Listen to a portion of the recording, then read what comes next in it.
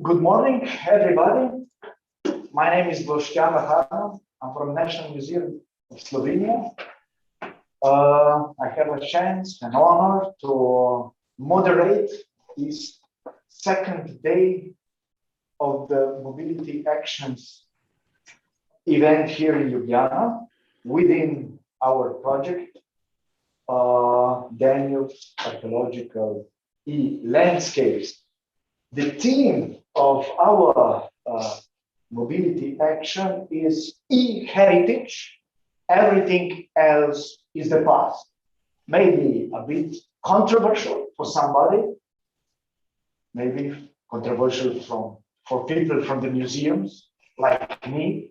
But anyway, this is not the future, but our reality now. All those who participated yesterday evening event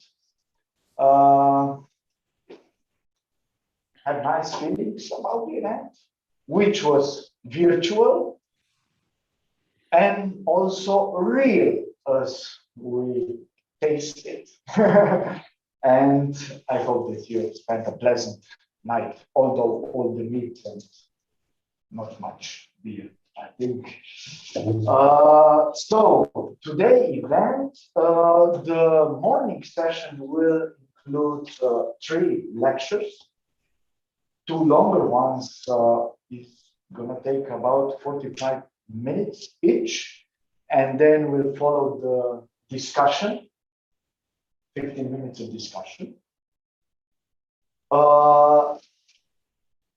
For all those who are included in the event via internet, via Zoom, please enter your questions in chat, and we will try to answer all the questions during the 15 minutes frame dedicated to the discussion after the lecture.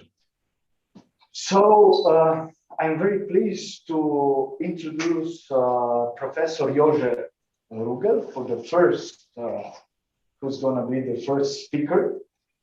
Dr. Jože Rugelj is a full professor of computer science in education in the Department of Mathematics and Computer Science, Faculty of Education here in Ljubljana.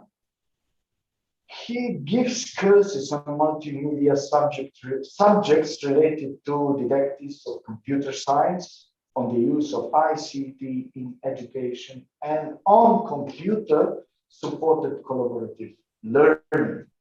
His research work is now mainly focused to the field of computer-supported collaborative learning, cognitive aspects of application of ICT to education, and game-based learning, where he also developed an original approach for education of teachers through game design.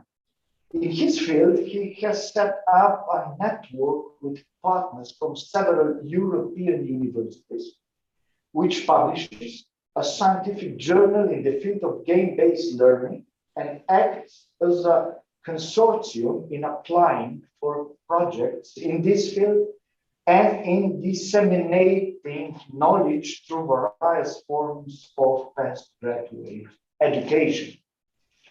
He also places great emphasis on research in the field of didactics of computer science, where he introduces new active forms of learning and stresses the importance of conceptual knowledge.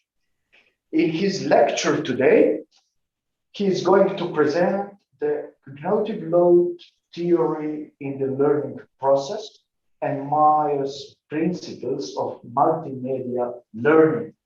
So please, Professor Rugelj, the audience is yours. Thank you for this very kind introduction and welcome to my lecture. As it was announced, I will talk about multimedia and effective learning.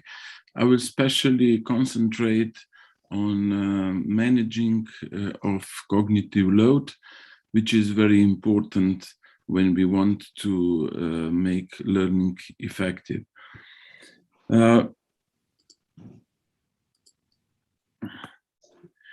When we talk about learning process, we have to understand that there are different learning theories that are used because we are so complicated systems, each of us, each learner, that we cannot efficiently explain learning process with just one theory.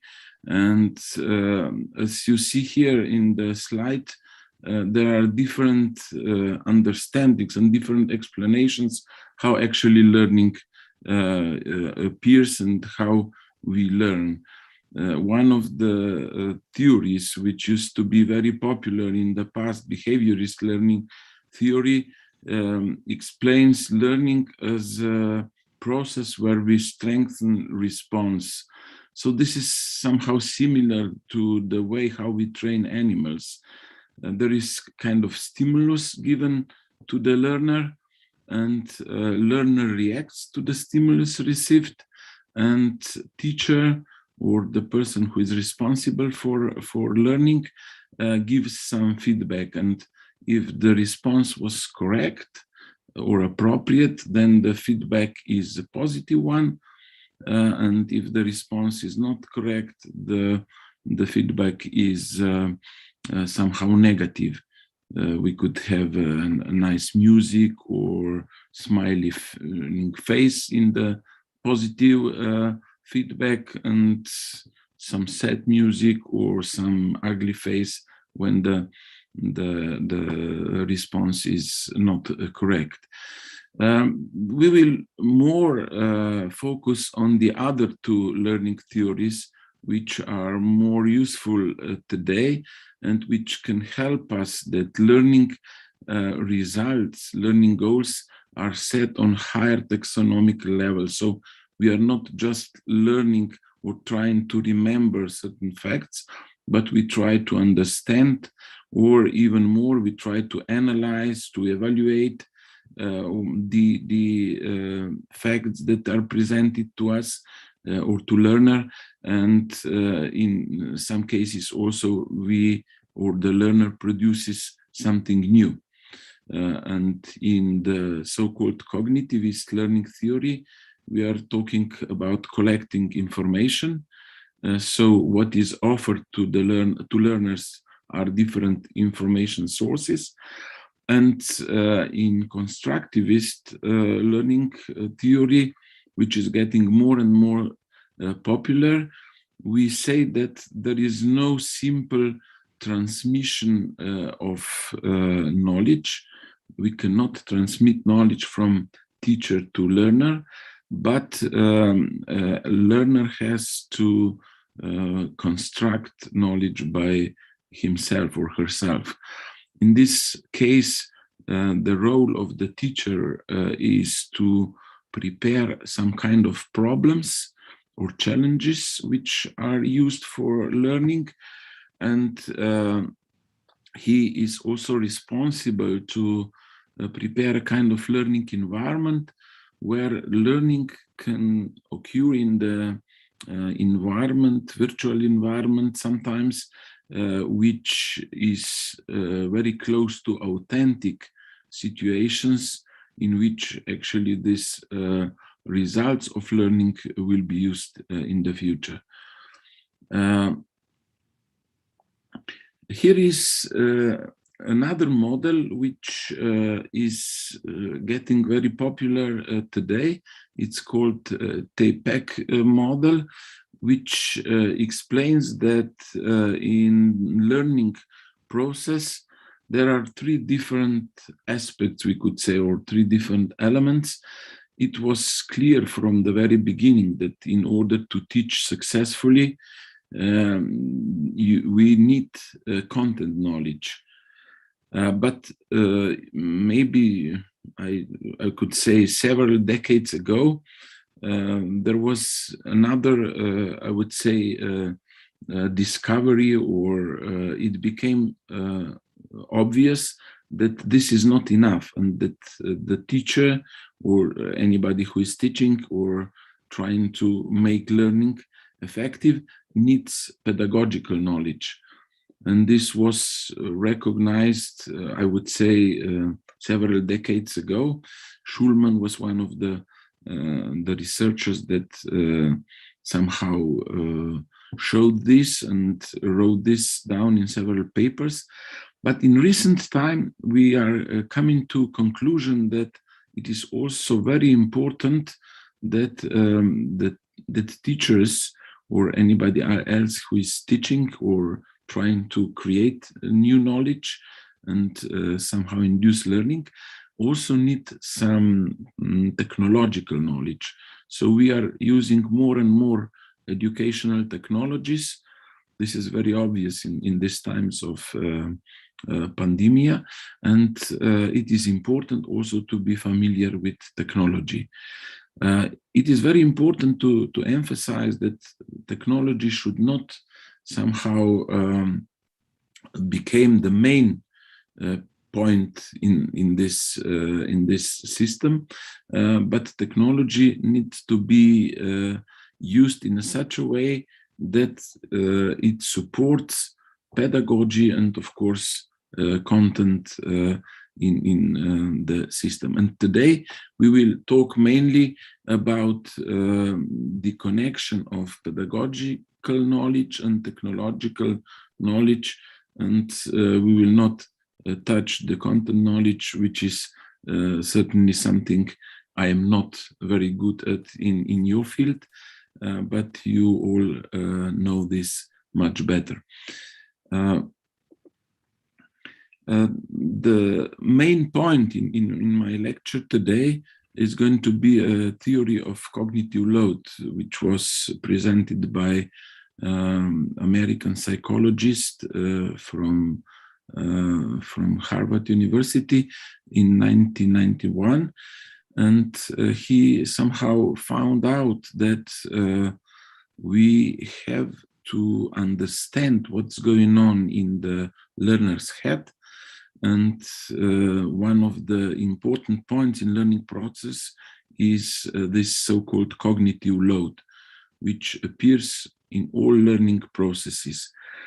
But Sveller found out that there are three different types of cognitive load, and we have to be aware of those three different types, and we have to deal somehow with each of them in appropriate way. The first type, which is somehow, which seems most important, is so-called internal or essential cognitive load, which depends mainly on the learning goals and the learning content. And this is inevitable because if we want to learn something new, we have to somehow accept this load, and we have to manage this load. The extent or the burden of this load depends on the topic to be learned and on the possibility that we somehow distribute or make in a series these steps or activities that need to be done. But to a certain extent, we have to keep this cognitive load somehow parallelized, because complex things cannot be divided into smaller or dismantled into smaller pieces, but have to be together in order to understand complex concepts. The other type of cognitive load is called relevant cognitive load, and this is used or can help to achieve learning objectives connected to the internal cognitive load. It is added to the content, but it can help because we can motivate learner by introducing this relevant cognitive load. The examples of such relevant cognitive load are different explanations of the same topic, or maybe some type of activities that strongly motivate learners and somehow increase the amount of work to be done, but still is positive because it is motivating. The third type of cognitive loads is called external or irrelevant cognitive load, and it is a result of inadequate materials. So we are supposed to recognize this external or irrelevant cognitive load and to get rid of it. To produce learning materials and learning environments where there is no irrelevant cognitive load. So now we will see how we can manage all these three types of cognitive load. What can we do when we are preparing learning materials or learning environments? The recipe for effective learning would be very simple. So we have to help learners, students to master internal load. We have to do our best to increase relevant load, and we have to reduce to minimum or to get rid of irrelevant load. So very simple recipe, but it is not so easy to do it or to achieve it. One of the key problems connected with learning and cognitive load is the fact that our working memory is limited. And cognitive psychologists find out that there is a place for 7 plus minus 2 in some other versions, 5 plus 2 minus 2. It is not very clear idea what exactly is this number, but it is certainly limited and it is around these numbers. And what is more interesting here is that here we are not talking about 7 words or 7 sentences, but of 7 chunks. And in this context, chunk is a kind of piece of information which is relevant and important for the learner. And the amount of information which is gathered in such a chunk depends on the previous knowledge and expertise of the learner. So for the novice learner, for small pupils, small kids, it can be, the chunk can be just a single word or single sentence.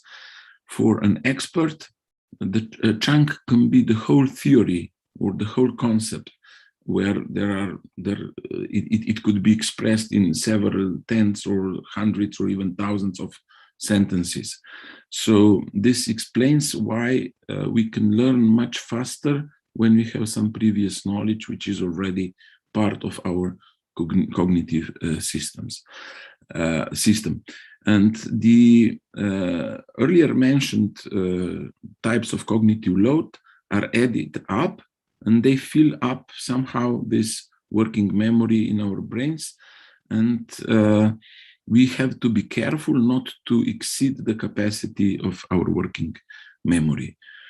Here it is obvious the importance of experience and knowledge, and we can, in learning process, we can help students to learn more efficiently if we prepare them, if we give them some initial information or some knowledge before we start more serious parts of our teaching or collecting or constructing knowledge. And this previous knowledge needs to be somehow stored in the long-term memory in our brains. It is interesting that they have studied these problems, and they checked the possibility to remember the positions on the chess board, how the chess pieces are distributed on the board. And when they ask to remember certain situations to persons who are not chess players, they could remember certain number of positions on the chessboard. When they ask chess players to remember such things, they were able to remember much more because they could somehow recall their previous knowledge about different openings and situations that can appear. But when they put the chess pieces on the board without any, I would say randomly, the chess players were confused. They cannot use their previous knowledge, and they were not able to remember so many positions. They were even worse than the non-chess players. So this shows how we can use the previous knowledge in constructing new knowledge. There are some other important facts that we have to keep in mind in order to understand how to manage cognitive load. One of very important, I would say, facts is that we have two different parallel sensory channels in our cognitive system. We can use our visual system and our oral or sound system independently. And if we see many interesting things, we can at the same time still listen to some explanations about these things, like figures, pictures, photos that we see. And these two channels do not interfere and do not cause additional cognitive load from one channel to the other one. So they are somehow separated. And this is very important to understand when we will talk about how to create efficient multimedia materials. The other important point in the learning process is to direct student attention. If student is not in a right mood when he is learning or she is learning, she cannot learn as efficient. This is more or less obvious, but here we will show what's happening in such situation and why they cannot learn so much and so good when they are not in the some attention. They do not give the appropriate attention to the learning process. And the other important point for managing cognitive load is that students need to reduce the amount of input.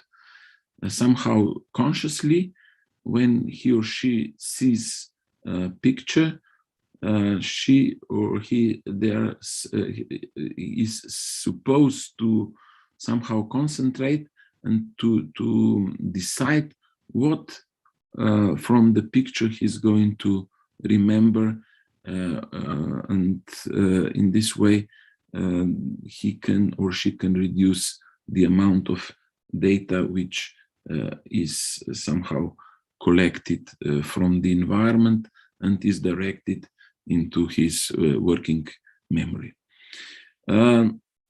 Cognitive psychologists found out that multimedia learning materials can improve learning experience. This is very strongly connected with the first statement here, because when we have multimedia material, both parallel sensory channels can be used, and in this way learning is more efficient. This was somehow discovered or found out a long time ago, and Jan Komensky, he was a scholar from today's Czech Republic area, and his Latin name is more famous and better known. He was His name is Comenius. He already in 1658 wrote or prepared the book called The Visible World of Pictures, which is a kind of first or forerunner of illustrated textbooks. And he found out that that students are learning better when they are presented not just with text, but also with some pictures, with some illustrations supporting the text. He also had some other very important discoveries about the learning process, but here we are interested in this aspect of his work. We talk about multimedia and we have to define it now, what we actually have in mind. I know that all of you understand what is multimedia, but here we will try to say from our point in this context what is important. So the main point is that we are using multiple different formats or media, we could say, to represent data. Here in learning in pedagogy, and when we connect pedagogy and technological technology, we differentiate data and information.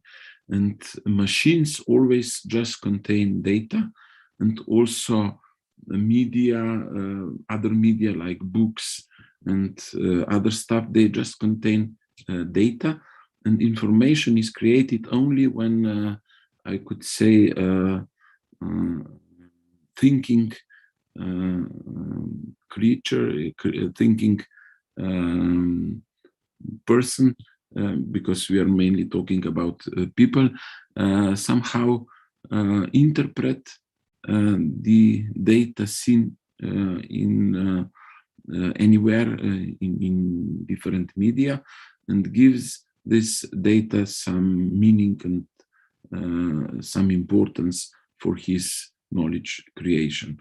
This is very important because nowadays we say that we are somehow bombed or forced with a big amount of information. This is not true according to our definition. We are bombed with a large amount of number of data, but information is always useful because it's something that we create and understand. Another interesting or important point to mention here is that we have two different types for presenting information, or to give a learner a source of information. We talk about words and about images. Images are very, very rich as regards the information content, potential information content for user.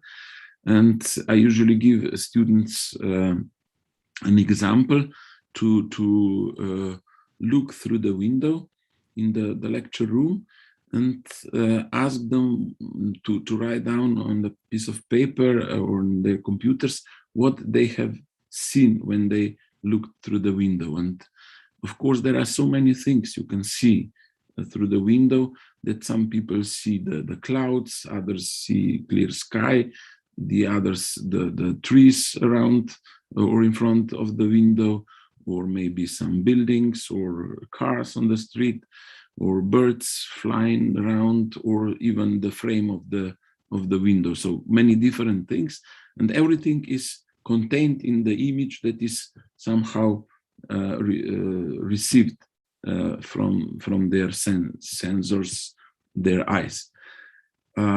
So this is in some way very useful for learning, but on the other hand is too rich, and we have to somehow focus attention of learner to certain points or to certain pieces or to certain areas in the picture, and we are using words for this. And words can be written or can be spoken or narrated.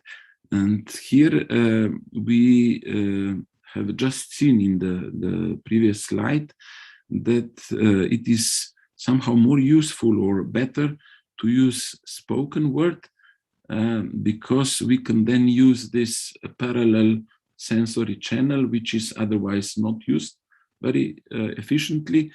And on the other hand, we leave more space for reception and for analyzing the image, which is received through the visual sensory channel. This fact was not possible to somehow take into account in the past, because books were written and you have to use eyes to read and to observe the pictures. But nowadays, with multimedia technology, we can put this other media into service and use it. Other senses are certainly less important. We do not use so much our smell or taste, and even not touch. Maybe blind people use this instead of using eyes, but mostly we could say that around 85% in average of information is received from the visual channel, and the rest is received from the oral channel or as a sound. What else? That's enough. So it can be already clear why we are learning better when we use multimedia. So the learning resources or materials which contain images, and if possible, which contain text which is spoken or narrated. Another important thing which we have to have in mind is that the text is usually can be classified as a coded information. So we somehow store in our brains the images as non-coded information. So we see image and we try to remember it, like in a computer or mobile phone or camera. We just have the picture which is stored somewhere, and we can use this picture later on when we recall it, and we use it to interpret it or to analyze it somehow. On the other hand, the text which is written or spoken needs to be decoded. So we have to listen to the text and to merge words into sentences, and sentences are there then bring or contain some ideas which we need to remember. So much more effort is needed when we are reading to remember things, because we have to elaborate this first and to somehow construct the meaning from the text which was read by the learner, or even if it is spoken, it's similar process. We have to somehow recognize the meaning of words and going on. The other thing is that, as I said earlier, that we use multiple sensory channels at the same time. So we distribute this cognitive load into both channels. It is maybe it will be easier to understand in the next slide when I will show you the schema where it is a little bit more clear what I'm talking now. So this idea of two sensory simultaneous or parallel channels was somehow elaborated by a Finnish psychologist Paivo in '86. I have already mentioned the Sveller and his findings about capacity limitations of the working memory.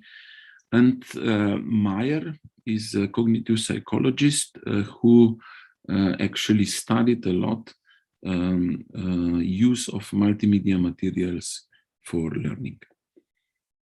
We have already taught most of this. What is important, I mentioned already, that is that we have to be active during learning process. So an interested student who is somewhere else, when we give lectures or when he's learning by himself, will not be very successful. We know this already very well. And why?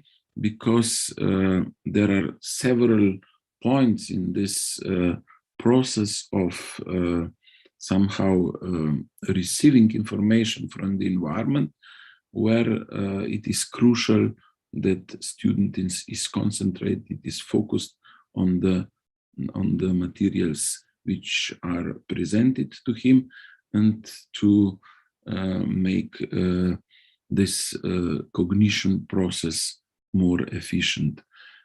As we say, the first point is that he's selecting appropriate pieces of information offered to him by any channel or any channel of these two possible one.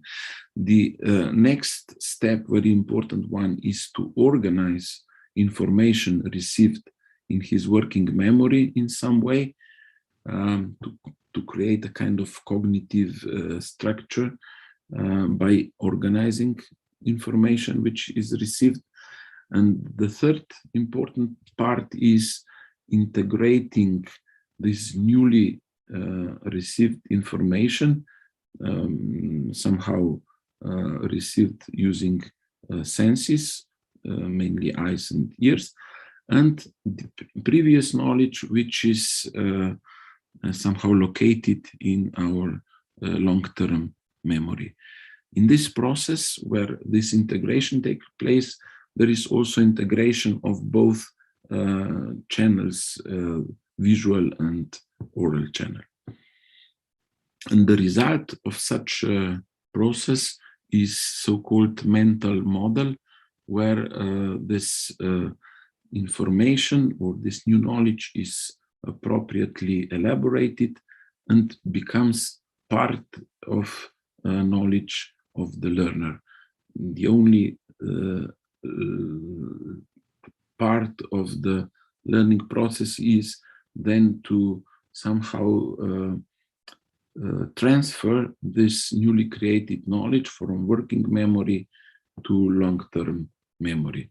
But there are many techniques we know how to do it, with repeating, with trying to use this in practical situations and so on. This is the picture which shows schematically in, I would say, very simplified form, how this process of learning is taking place. As you see, we have two separate channels. This one is oral channel and this one is visual channel. The first rectangle represents learning material or information source. The second rectangle represents our senses or our organs for sensing, ears and eyes. And there is a short-term sensory memory where the information is stored just for a very short time. If you see something around you and you close your eyes, you can still see the image which was seen just before you closed your eyes. This is the use of sensory memory. And here it is very important that learners select from this rich source of information just these parts or these pieces which are important for his learning, which are in the context of the learning. Then these selected pieces are transferred into working memory, where it is very important to organize appropriately this newly acquired information. Now we can talk already about information. Before it was information source or data, now it becomes information, and we need to organize it. How it can be organized, we will see on the next slide. There are several processes or several techniques that can help us to organize this new knowledge. And then the result of this organizing process or organized knowledge is integrated using verbal part, picture part, and of course prior knowledge from the long-term memory. Here it is also, we should also emphasize that the prior knowledge is very important, because without this prior knowledge we have no, I would say, place where to link this new information that was just created. And usually we have to somehow construct new knowledge on the basis of the prior knowledge which is already present in the long-term memory.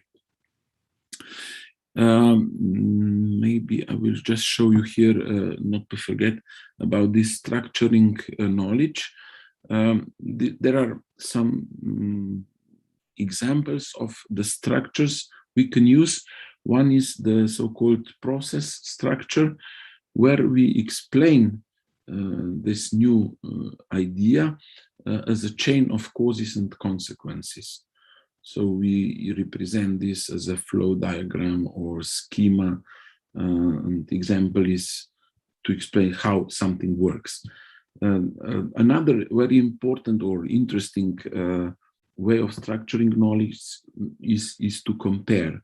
When we compare two elements, it's much easier to remember the characteristics of each of those two, or there can be even more, of course, objects or ideas or concepts that we are comparing. We sometimes use metrics to put in these elements, and they can be somehow compared. I mentioned in the beginning learning theories. We can compare what are specific characteristics of each of the learning theories, and this can help us to recall each of them. To remember each of them separately would be more difficult and not so easy. Then there is a possibility to generalize something, so we can have some examples, and we can use induction and deduction to move from more general to more specific stuff, and vice versa. Then we can use a kind of enumeration. So you know that there are lists of elements, like we will see in a short time, list of 12 Myers multimedia principles. And there are many other examples, like 10 commandments of God and so on. You are familiar with this. And the last one is classification, where we have a kind of domain analysis and classification. You know that there is a description how the, let's say, species, animals are classified, and so on. This is well known.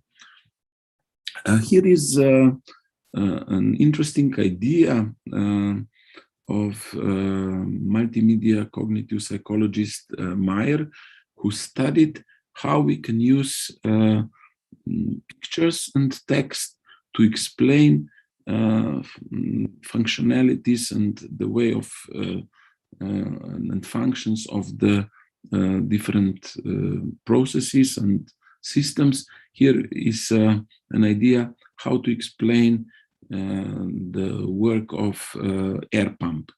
We are all familiar with this simple device, and here is a picture showing that we have a cylinder, that we have a piston inside and the handle. We are moving this up and down, and there are two valves which let air coming in when we pull the piston up, and where we pull it down, this valve is closed, and the other one is open, which leads the air to the object which is being inflated. This is not the best way how to present this, because there are too many lines and too much text in this images, and it's not so easy to understand. So we have another version of the same process, which is certainly more clear and more easy to understand. Why? Because it is somehow animated. This is very important.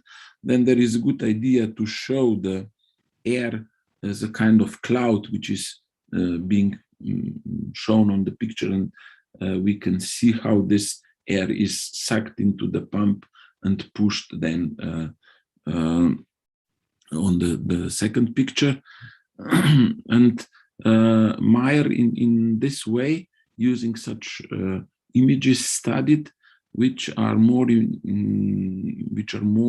informative, which can help to learn better, and making several tens of such experiments, he came or he succeeded to create several principles that he defined as Meyer's principles. And we can group these principles into three groups. The first group is reducing unnecessary cognitive load. So this is the last in our previous explanation. So how to get rid of what is not necessary or what is disturbing learning process. And there are 5 different principles. The first one is coherence principles. And here on the other 2 columns, you have good solutions or positive ideas and negative ideas. So the coherence principle is saying that without extraneous words, pictures, and sound, the material is better. So we should just put those words, those images which are important to understand, and not to give too much, not to give a kind of decoration or some funny stuff. It is not helping students to understand the topic, only except if it is used for very special motivational stuff, but it should be thought very carefully if it is true.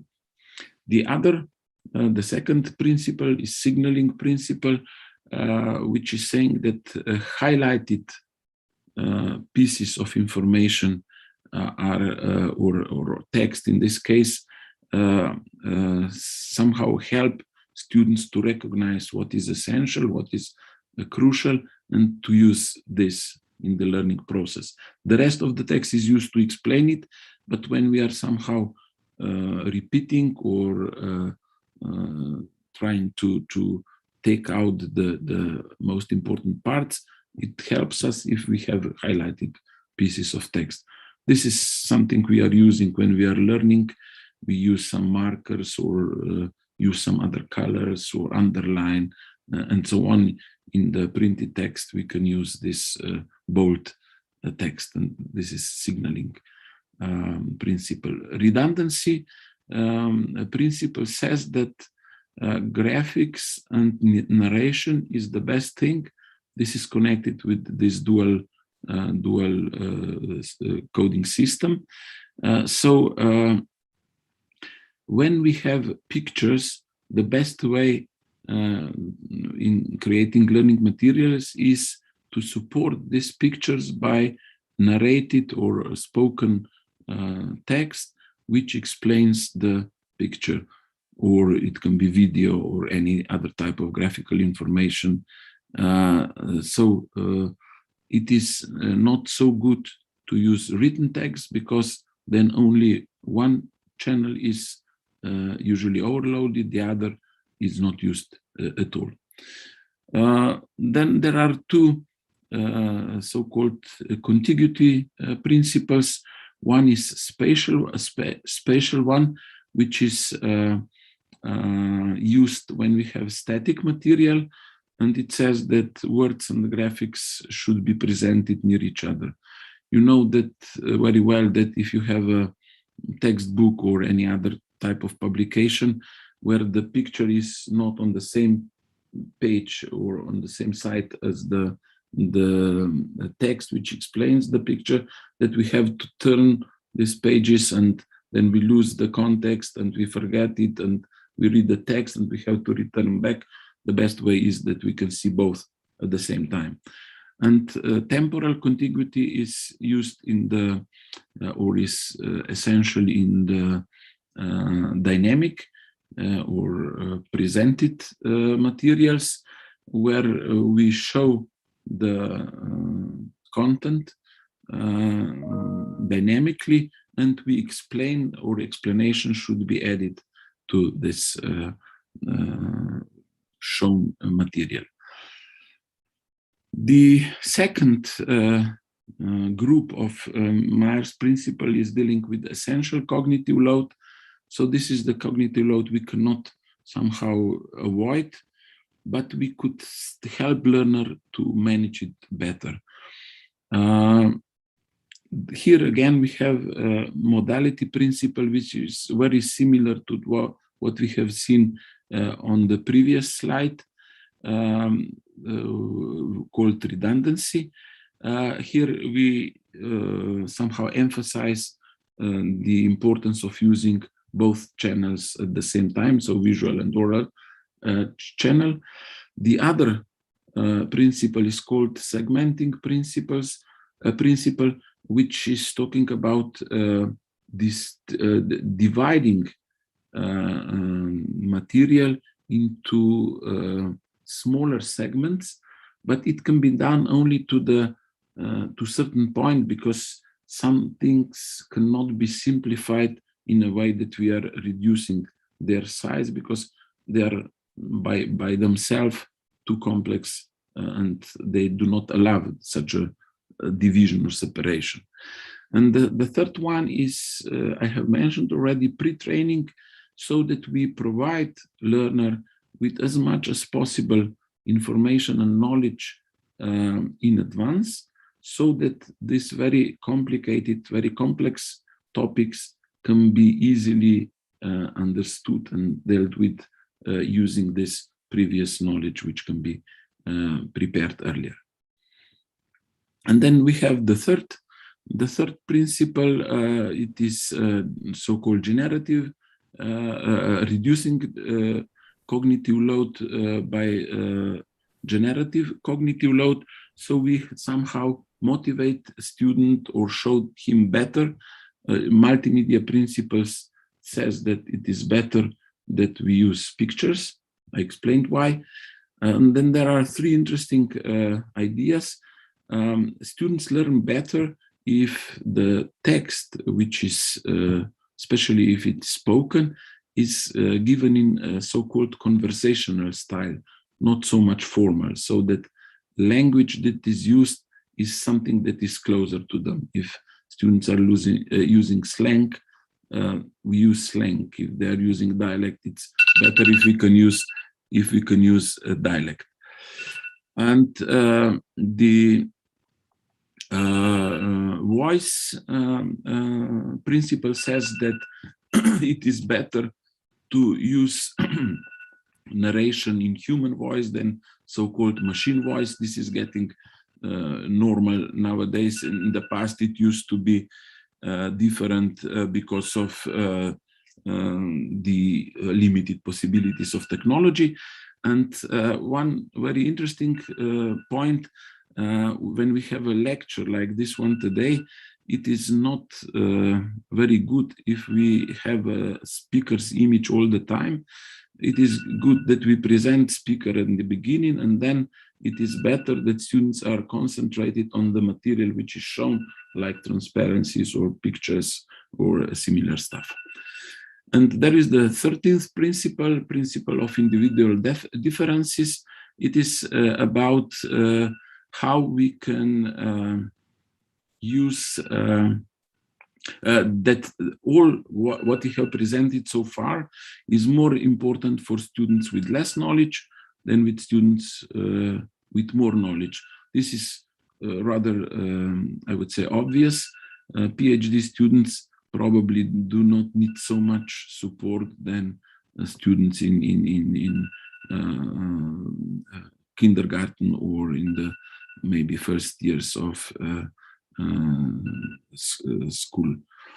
And the other part of this is that students with better spatial representation, this is a profit more from these principles than students with poor spatial representation. This is something which is, I would say, individual characteristic of each individual, and we cannot change this much, but we can take this in mind. So what is the recipe again for the effective multimedia materials? A kind of overview of what we have just told. Use of text and images. Text and images should be together so they can be observed, and the text, which if it's written is told, or if it's written it can be read, or if it narrated we can hear it at the same time as we see images. Then concise interpretation, like using the idea, cause and effect, and so on. Narration, we have talked about why it is so important, using human voice, colloquial language, and students have to feel addressed. So they should feel that the presenter is somehow with them and is addressing them, and this gives them better, I would say, they feel better when they feel this. So to conclude, the first question is, do multimedia materials really help learning? And we could say yes, but we have to keep in mind the ideas or these explanations given by Mayer's principle. Who they work for, as explained, they can be used and they are useful for everybody, but more can profit learners with less previous knowledge, and with those who have better spatial representation. When they are more efficient, they are more efficient when we have certainly complex materials and fast-paced materials. And how do they work? To repeat again, they take into account dual channels, memory constraint, and meaningful learning. So the choice of what we are of students is going to learn or to use in the learning process, then organizing the new knowledge or new material, and then integration of previous knowledge and both channels into the final new cognitive structure or new cognitive model. That is more or less all. I guess I do not spend too much time, and I'm ready for the questions now.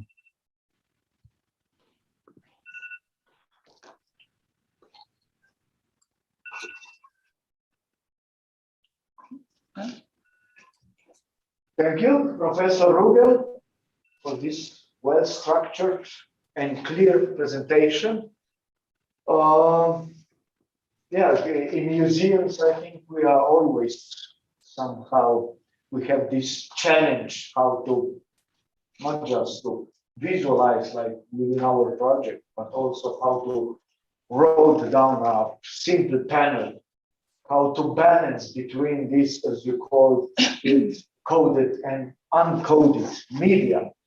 So, and there are always speakers who like a lot of text on the panel, and there are others who do not like too much text on the panel, for example.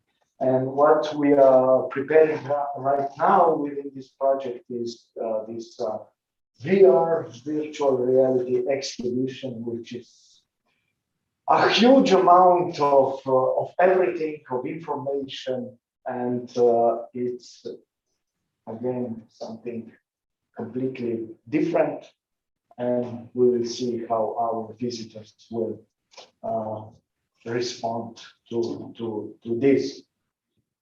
So there are any questions from the audience? Okay, I have a question. Professor Rugelj, you were talking about using the use of, in multimedia learning, the use of words and pictures, or using the audio and visual channels for successful learning. But we all know this is the famous saying of learning by doing as something that is connected to efficiency in learning, and you can interpret that saying into it can stand for either repetition, or it can stand for the use of knowledge, but also it can stand for the touch, the sense of touch, or the body memory, for example, which is also connected to efficient learning. And if, for example, we take an object as a data set also, or as a data, same as audio signals or text, can you imagine to add this principle to the Myers principle? Could you, is that possible to connect? Certainly, yeah. I have prepared additional materials, but it is short time and I couldn't present all of it. Next part of my presentation could be connected with the interactivity, where actually, which I see as a very, very important part. So I was limited with this my title on this aspect, but certainly what I think that is crucial for learning is students' activity. And we can make these multimedia materials. This is just one aspect. So we have already some more or less static materials. They should be prepared according to these ideas or to these principles presented. But for effective learning, I would strongly recommend to make such materials interactive. And there are many interesting points which can be implemented by interaction. Interaction makes students active. Interaction can help students to direct the learning in some way. They can have additional information about the system. They are creating, or they can analyze what's going on. If we have interactive simulation, students can somehow create a virtual world where the system he is observing is behaving in a certain way. And I guess this is connected to what you have asked.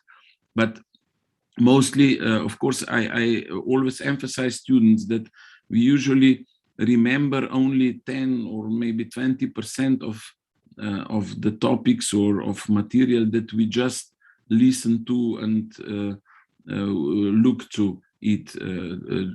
We see it. But in order to have higher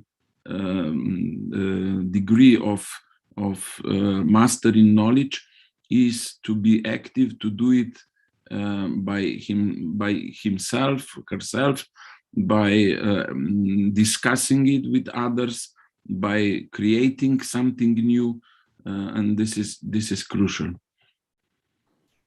I hope I answered your question. Yes, thank you. Thank you. Others, maybe in chat something. Maybe I could just add something else. I see that the next presentation is about gaming and the gamification, and it was mentioned earlier that we are dealing a lot of this. Game is such a very good example how we can make learner student active, because he's in a virtual world which is created by the game, and he's doing by himself, he's deciding by himself, what he's going to do in the next step, and he can then also experience some results of his decisions or some consequences of his decisions, and he's able to make mistakes. This is something that I always emphasize is the most crucial for learning, to be able to make mistakes and to learn from mistakes. It is not somehow familiar in our school, this idea to make mistakes, but it is a pity because that's the best way to learn. Thank you. Thank you very much. So we are going ahead with our program. Our today's topic is for those who join maybe later, the use of modern didactic approaches, digital tools and equipment in state-of-the-art presentations. Now I'm pleased to introduce Nataša Potočnik. She's the co-founder of the Enigmarium company, president of Slovene Association of Escape Room Activities, and a designer of gaming experiences. In 2014, within Enigmarium, she designed an original tourist gaming experience, the first game escape room here in Ljubljana, which became one of the most popular ways to spend free time overnight. So far, she and her team have developed more than 30 different playful experiences that can be played in Slovenia, Croatia, and US. It is no longer about escape games, but the gamification of museums, castles, tourist attractions, the revitalization of cultural heritage, of course, educational programs. Her projects boost the number of awards and recognitions, and Nataša, as a pioneer of gamification of experiences on a global scale, often acts as a lecturer at international congresses, seminars, and conferences, as today. So please, thank you. Thank you very much for this flattering introduction. And thank you very much for inviting me. My background is in completely other field, but I'm thrilled to learn something new from you, and I hope I will present something interesting even for all of us. So this is ahead. Okay. So I will talk about using gamification to deliver cultural heritage or to use it in cultural tourism. We all know that today situation in the museum, if I will go just a little bit into the pre-corona times. Here in Ljubljana, the number of foreign visitors has increased every year, but the number of foreign tourists in the museum has not. Why? Because, you know, now today there is so many things to do. There are other museums like specialty museums. There are escape rooms as well. And, you know, we have tourists here just maybe for one day. And then you have to compete for his attention. So maybe this time is right, even for the museums, to think, what can we do to attract more visitors?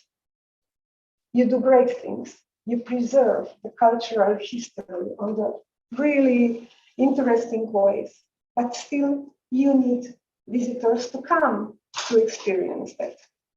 So I will talk about gamification. And first, I have to talk a little bit about our history. My background is advertising. I was co-founder in advertising agency from 1993. And 8 years ago, I first learned that there is a computer game which someone has put into real room. So you're interacting with real people, with real objects. You are not playing the computer game by yourself or maybe by your friends, I don't know, all over the world. So this concept was so appealing to me that I went and searched, where can I experience that? And I met one couple who made this in their living room. So I visited them, I played their game. I was totally thrilled. And I decided we have to do this in Ljubljana, and we have to do it on a professional level. And of course, we have to do it by ourselves. I really don't want to copy anyone. But you know, the concept, like 1 hour, 1 room, real puzzles, real objects, that gave me the idea. I can use this object and upgrade it. So the first escape room in Ljubljana was opened in September 2014. And it was really helpful that my background is advertising, so we know how to build a brand, how to communicate, how to invite the media, and so on. Today, we created more than 30 different unique escape games. And this was just the beginning. I will not talk 1 hour about escape room games, I promise. And yeah, we became kind of trendsetter in this real life playing field. So how can we use gamification to create unforgettable experiences? What is gamification? So if we have something that already exists and we add the elements of game, it can be rules, time, it can be, you know, competition, competing against yourself or against each other. This is gamification. So we turned one object into game, or we added elements of game to one object. Why? That's the way in which we can create new experience. And you know, if we are playing, we are engaged, we participate, and interacting with a brand or with an object, of course, it creates loyalty. You have them. So why does it work? Because we love to play, we love to win, we love to challenge ourselves. And you know, winning is an achievement, and we all like to win. So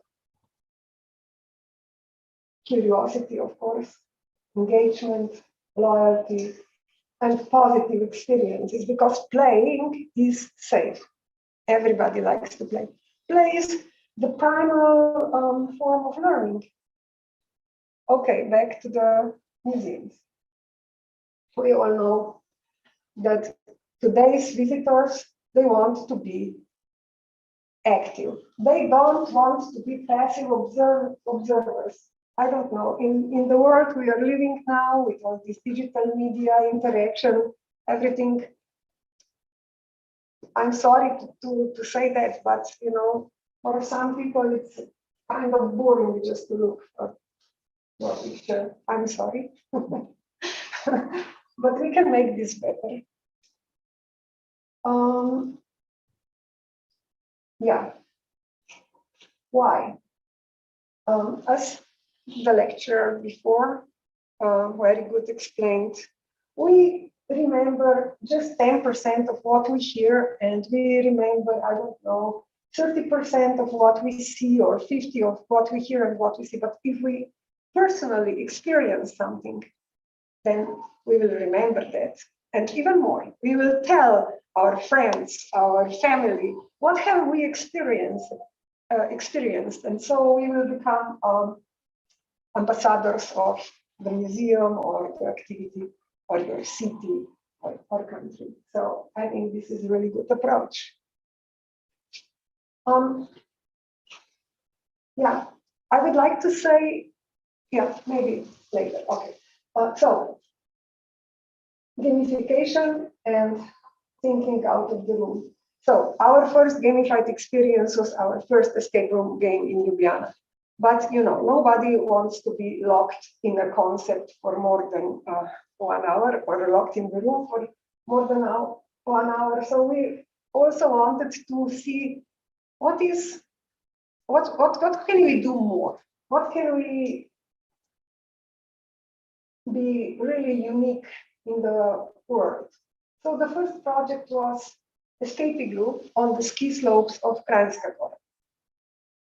It was a project which lasts only a few months because it melted. But it was really important because we got the Snevalec Award, and every escape room enthusiast or actor on this new field of real life playing heard about Enigmarium. There are some crazy Slovene guys who make escape igloo made of real snow. And it was really great experience because there was a story and there was a mission. The meteor has hit the planet and Earth lost the equilibrium. Oh, that's such hard words. And you had to find 4 missing objects and put it in the right place to restore the Earth equilibrium. It was really fun, but that was not it. The third thing we do was the next escape room, and we decided to bring history into narrative. And now we are here together because in Maribor, we went to the public library and we tried to find some interesting stories from Maribor's real history. And we found that in the medieval times, a doctor, Hannibal Bottinoni, came to heal the people from the plague. But he was the only one. Nobody else there to cure the people with plague, but he knew how to do it and he didn't get sick. And in our game, you travel by time machine to the medieval times, and then you have, of course, a lot of challenges, but they are all connected to real facts. So you will learn, not by your will, but during the way, what was the main reason, how to stay healthy, blah, blah, blah, a lot of data, which will be additionally explained after the game by your game master. So after that, we see that this is the way, this is the uniqueness we have in Enigmarium, and we always try to find a real story and present it in the gamified way.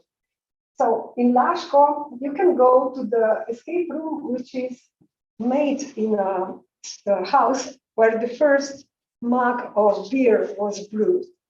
So, of course, it's beer-themed escape room, where you will learn about Laško's history and, of course, about the principles of how to make a beer on our way. And this is the last one. It's in Goriška Brda. Goriška Brda is the Tuscany of Slovenia, known for really great wines, world famous wines. And you know, this first room looks like a museum, like a gallery. Here are the exhibits, which we have gotten from the Goriški Muzej. We borrowed them. The exhibits, but this is just the beginning of the game. After that, you will find the time machine and you will travel to medieval times. But in this first room, you will also learn a little bit about the real history, about wine growing in Slovenia, about wines, about earth and everything. So that's fun. Yeah, of course. And we always want to use all the senses, hearing, smelling, in this case, even tasting. Then we were thinking about, okay, what else can we gamify? And then we are from Ljubljana and we saw a lot of tourists walking behind, you know, tour guides, looking maybe a little bit bored. So we said, what can we make a gamified city tour? Oh yes, we did it. So this is the book. It's 7 times locked, and the book will guide you from one place to another place where you will meet or find a letter from a Slovenian, from a famous Slovenian from the past. He has left you something. You have to find that. Maybe it's a number on the fountain or whatever. And if you will solve his puzzle, you will be able to unlock another lock, and then you will go to the next page, next location, and you will meet another famous Slovenian. So that's a fun way to incorporate the real history, the real people of Ljubljana, with, of course, a tour and highlights of Ljubljana. And yeah, they will experience something, and that's something different than just listening to a tour guide telling you a story. And why it's different? Because, you know, if we are going to the movies, there is James Bond. He plays the main role. He is the hero. But in the game, you are the hero. You are James Bond. You play the main role. It's so simple. Yeah, these are our padlocks. And now we came to the first project of museum gamification. It was an honor for us that Slovenian Alpine Museum from Maistrova came to us and asked us to help them how to make the bivak, which they got from the shelter, from the mountains, an old bivak. How can they make it? How can they make it more interesting? The first idea was, let's make an escape room inside. But you know, this is an exhibit. You should not interfere with an exhibit or modify it or something. So it was, okay, we cannot do anything with that. And then here was the grass, and this exhibit was there, and it was so sad because it was so boring. You can just see it. You should not touch it. You should not do nothing with it. And then we were thinking, and then we came to idea. Okay, let's put this shelter on the rocks, and let's bury under the rocks shipping containers, you know, the big shipping containers. So there are shipping containers, and you can go inside, and then you will hear the story. You are in the mountains, and the storm is coming, and you have to save yourself into the bivak, because, you know, the lightnings, because of the lightnings, and there will be few challenges, all tied with the mountaineering skills that you have to solve to come out on the other side, go to the bivak, and then you can listen stories from the bivak. And you know, we didn't change anything in the bivak. We didn't interfere with the object, but we made more interesting paths to the bivak. And we were really proud that this project got častno Valvazorjevo priznanje za leto for the year 2016. So this achievement, Valvazorjevo priznanje, means really a lot of us, because, you know, in this društvo muzealcev and in the museum sphere, I know it was hard to decide whether we should go to the, you know, entertainment or not, but I think that it's great. And the museum got another award, maybe also because of this project. I was spoken with them on the one conference of the creative tourism, maybe 14 days ago, and they said that it is still a hit. And every year it gets better, so I'm really proud. I'm also very thrilled and happy that you will go to the Park of Military History in Pivka on Thursday and experience another game, which is gamified. and it is the Knights Challenge. The project was made under the Interreg Merlin, and the aim was to enliven the cultural history from Middle Age in this area.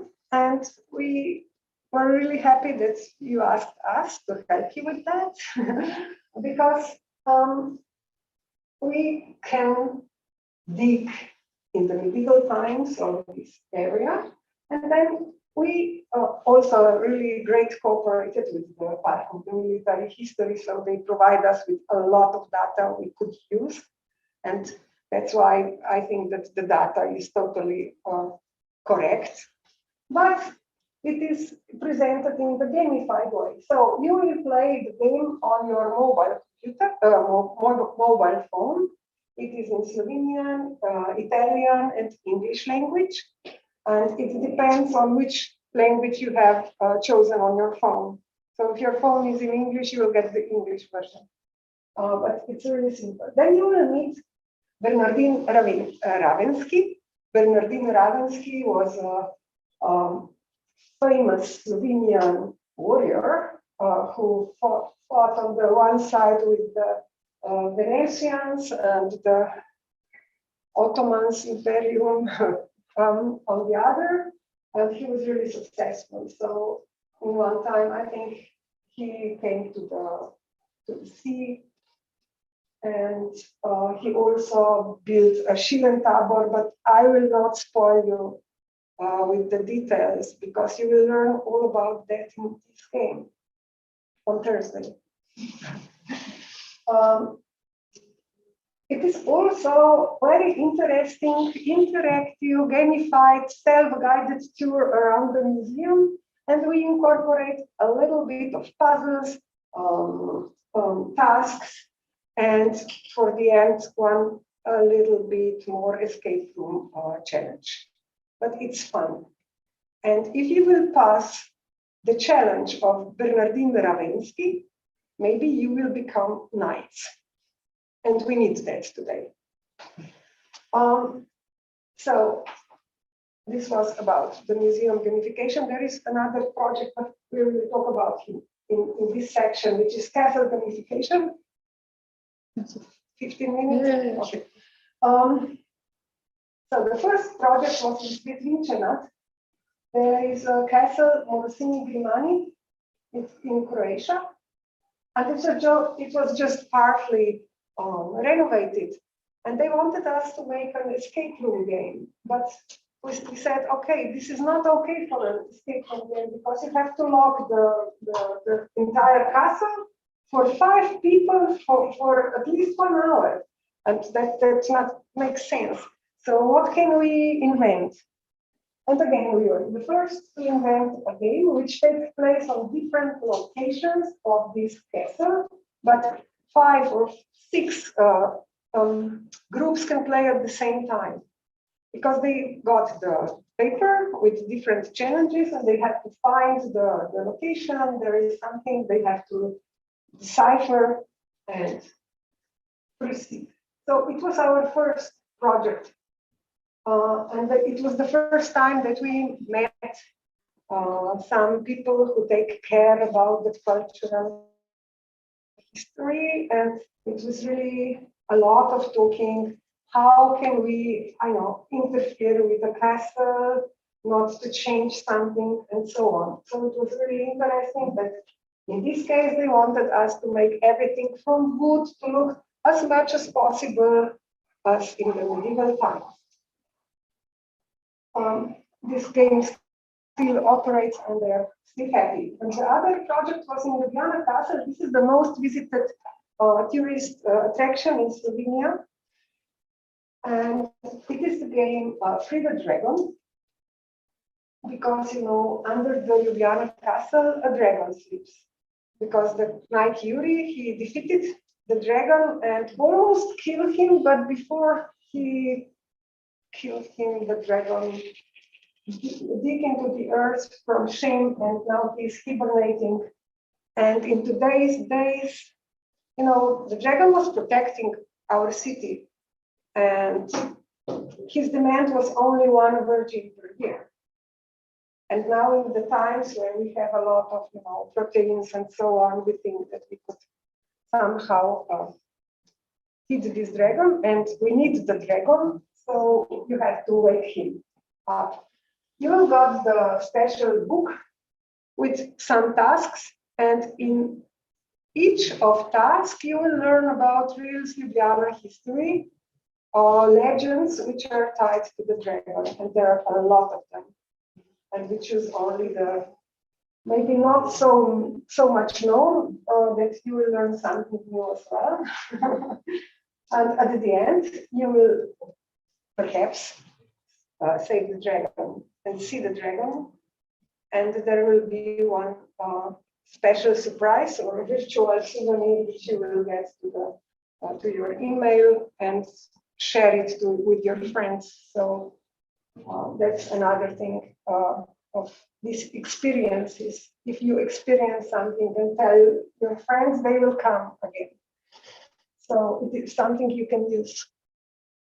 On Spring Castle, that's in Military, Slovenia, I think that we can watch this movie, but I have to click on something.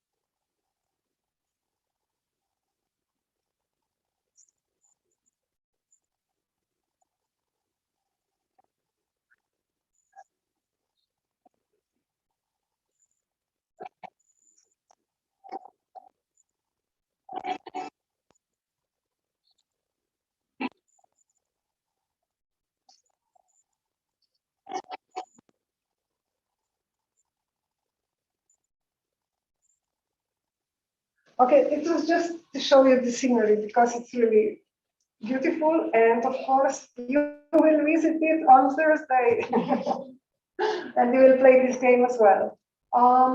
Maybe you don't know, but the Prim Castle is also part of the Cooper Museum, and we also tried to incorporate as many as possible real facts from the history, and we packed everything into a game. We read, I think, so many books to find a legend about a witch who turned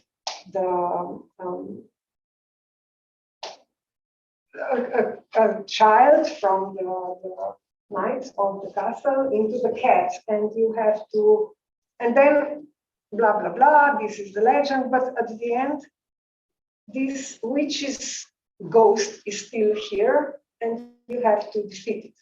And you will get the tablet, and it will be self-guided through the castle. And at the end, I hope that you will defeat this witch and we will live happy ever after. And I will not spoil. Sorry. Okay, yeah. So your assistants in the game will be Duško Kersnik. Now I will have to go one there. Kersnik, we have in Slovenia Kersnik, Kresnik. In this Prim and Brkini area, it's Kersnik, and he will be your assistant. We put him into a little bit more modern clothes, and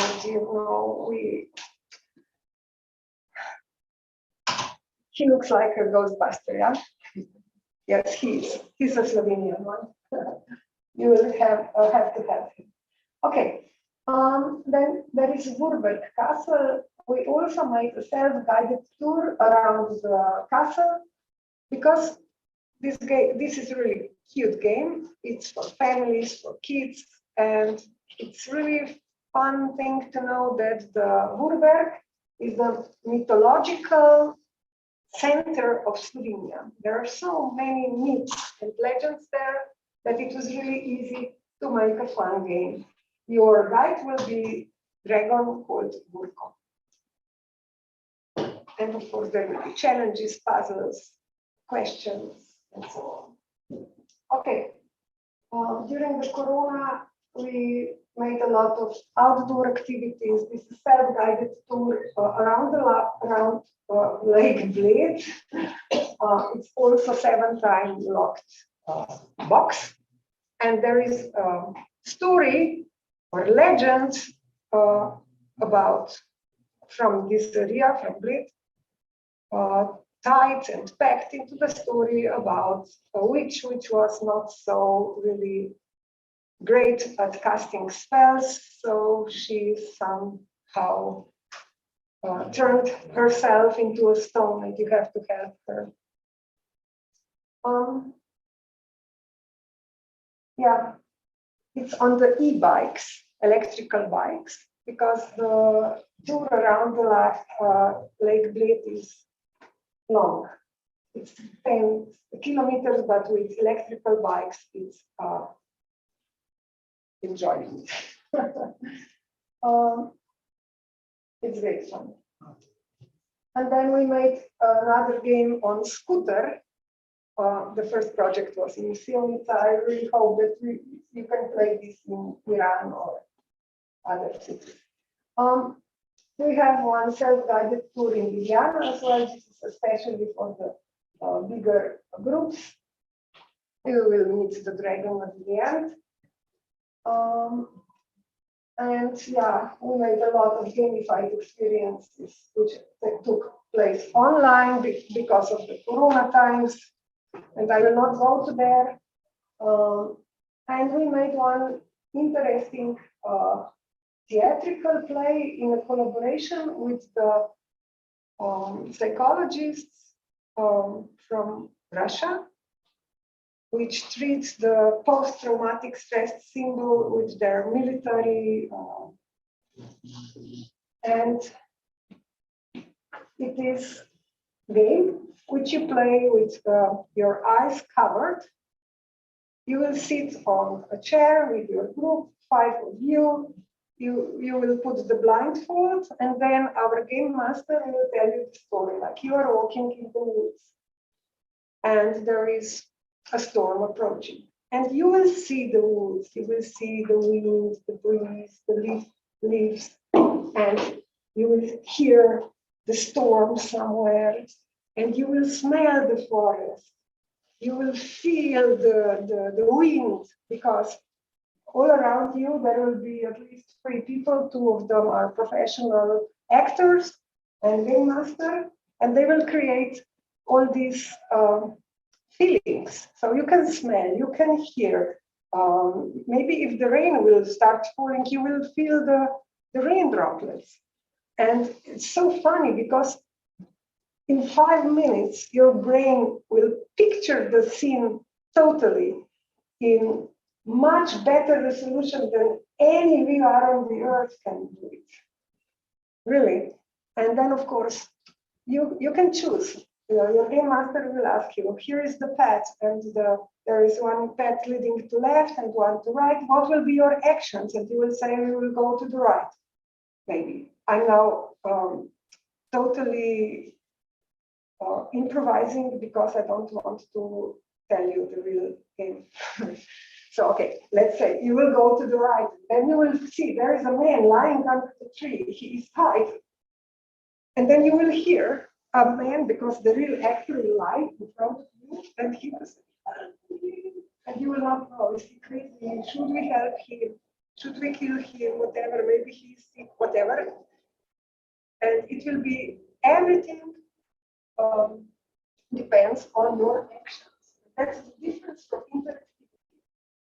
Interactivity is you go to the, I don't know, museum, and you press the button, and then something will happen, but it will be always the same for everyone. But in your game, it will be always different. So this is maybe another approach. And I think it has a lot of potential. Yeah, I say that this is the deepest gaming experience you can imagine, literally. Okay, so the secret recipe is the end. It's the last one. This is our escape room, the kitchen. We are speaking about the recipe. Authentic story. We want to take a story which is real, which is from history, which is authentic to the place where we are working. And we don't want to have, I don't know, bank robbery escape room or zombie escape room. We want to have something real. Then we add the elements of gamification, which I think it's fun, it's original, it's logical, and it has to be all seen before, of course, which makes our work harder every time. Then we have to have great game flow. Game flow is something, you figure something out and then you are on the other, not that, oh, we are totally lost, I don't know how to proceed. That's totally important. And collaboration. We always make puzzles that way that you cannot solve them by yourself.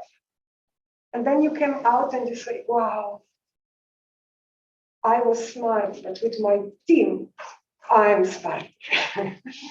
So that makes an unforgettable experience, and that's it. Yeah, just one more, sorry. So, where you play the main role. Ruto, thank you very much.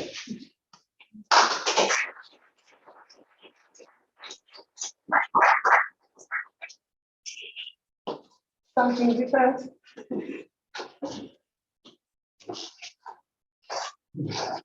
Yes, thank you very much.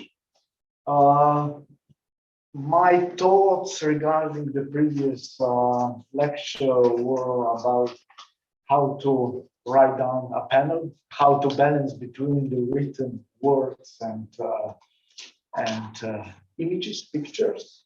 Now my thoughts are a bit different, and they are how to balance between authentic stories and historical facts and dragons and Ghostbusters and things like that. And my question is, when you were preparing this escape room, never been to escape room yet. Yeah. Maybe this was a nice presentation. Thank you. Maybe I will decide now to visit one. So when you were preparing these escape rooms and you were working with scientists, let's say, from people from the museums, how this workflow was? It was difficult, or how you find the experts in the museums, and how was your interaction with them? How you convince them to use the sort of a Ghostbuster night for print? Yeah. Yeah. We talked a lot because we always say you would like to talk. You would like to present a lot of data, but we cannot do that in the game. If we will present a lot of data, then the game will not be interesting. But maybe our main goal is to activate the people, because to make them interested in a topic, so they will go and learn more about the topic by themselves afterwards. They will go around the castle and they will read all that, panels. And I think this is the most important role. As well, the other thing which is really important is that we have to make something appealing for the public. If we want people to come to Grad Prim, maybe this is a way with which we will attract the other people who might not come because of the museum. There is a lot of people who think that museums are. No, I will not say that. Yes, it's okay. But you can speak to other publics. Okay. Okay, Sorry, because I stole the chance and that I don't give to the audience the opportunity to ask. Sorry for that. But yeah, now it's the discussion is open. Any questions? Maybe in the chat or here in the room. Aha, they are. They two hands. For them. thank you. Please. Just speak up, please. So, Yeah, you can come here, of course. It's okay? I would like to ask about the length of the text what you use in your games. How do you decide or how do you measure how long it should be? Because you mentioned that you have written text, letters, they found these and these, the players or users. And do you measure it by time or characters, or you test it with the users, what they can still engage, you know, how long it should be? Because we had the VR and AR experience, what we are developing with partners here too, others, and we have problem with this, for example. Okay. We don't know how long it should be. Will you go to visit Prim and okay? Actually, we want to have short and fun experiences. So we packed everything into 1 hour experience, or maybe 1 hour and a half. But you know, you must know that you cannot tell everything. So our focus is on the, I don't know, from 7 to 9 or 11 max points, where we tell a little story. In most of the games, we use a mentor. So someone who will come and tell you. In this game on Grad Prem, Duško Krsnik will say, wow, thanks God that you are here. I should come today to save this castle, but I have to do something else. But you are here. Will you help me? It's important. And then you will say yes. It's like chat. And then he will tell you this story about this legend and the problem. And then you will say, okay, yes, let's go. And then he will say, go there, and you will find there something. And again, a little story. It should go into 1 hour, and it should cover, I don't know, 9 points, 9 places, something like that. Have I answered your question? Yes. Yes, first, thank you for your presentation. I would just like to ask if these game challenges are just suitable for the adults or also for different age groups? How do you differ with the challenges? So we always have in mind families and groups of school children or, of course, adults. So, but maybe not the first 3 classes of the school, but I don't know, from 10 years. You have just one version. You don't do like 3 different versions for 3 different ages. No. Yeah, we would like to do that once, but we are limited with the funds, and then we just made one game, which is really great. Okay, we have a question. I'm sorry, but when the family comes, it's no problem if the kids are younger, because it will be the team game. In our escape rooms, the kids always find something that adults never. So in this case, it's not limited. It's limited only if only kids are coming. Then they should be. Would you like to include the others in the chat? I really like to. Okay, first of all, thank you very much for the very interesting presentation. And actually for the work that you've been doing over all these years. Word of, I don't know if it's advice or anything, please don't be so apologetic when you're addressing the museum community, we're quite resistant to. Okay. And I don't see this as a competition of any sort. Actually, it's a rather different type of messages that you are sending. It's a different appeal that you're actually investing into this outreach for the community. That from the museum perspective, I think that there are layers of messages that we would like to send, and of course, by incorporating this approach, we can really reach out to those segments of either society or tourists that wouldn't normally be that much interested in visiting a museum. So and I'm speaking as a museum person from Zagreb, I think that we haven't tried it yet, but we're very open to this, and I would be interested in a few things. First of all, it would be okay, those who we can invite using your messages. We would be interested in leaving them with something in their minds as regards the core values of the museum, the most important exhibits, and so on and so forth. So when it comes to the content that you would develop, I primarily look for them to have 2 or 3 things that will stay with them after they visit it. Second is, okay, let's talk about sustainability, finance, and so on. So it would be, I would be curious to find out more about how things are developed in terms of finances, what is the return on investment, and so on and so forth. So this is different.